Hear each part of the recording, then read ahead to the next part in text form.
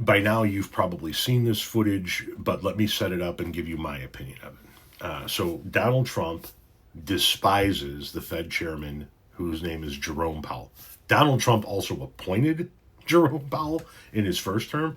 So, I mean, this is just another case of Trump being an asshole.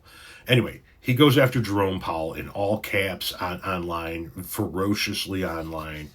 Talks about how he should be fired. He's this, he's that. He's fucking up our economy. Yada yada yada. The footage I'm about to show you. Once again, you might have seen it already. It's Donald Trump standing next to Jerome Powell. They're redoing some of the Fed buildings, right?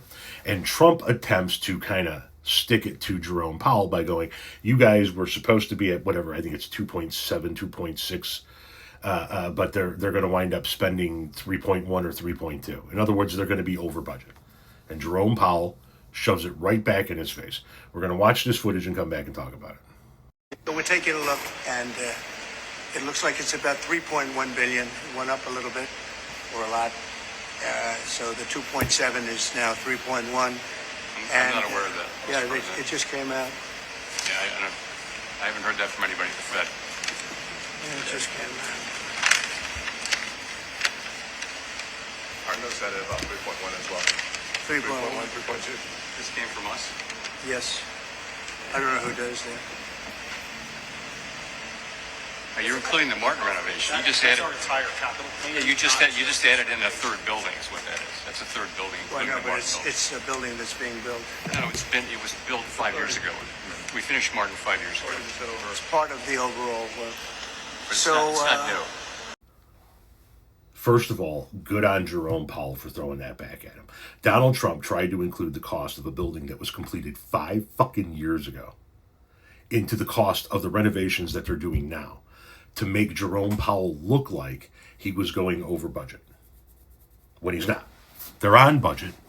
They're not over budget by what Trump says they are. And he threw in a third building that was built 5 years ago to fuck with the numbers. And Jerome Powell called him on it right there in front of the press. We need more people willing to call this asshole on his bullshit. More importantly, you see how Trump's tone changes? When he's online, he's a all caps screaming into his phone in the middle of the night through Arby's stained fingers kind of guy, right? This motherfucker, that motherfucker. When he's standing next to Jerome Powell, he doesn't quite have the same gusto, does he?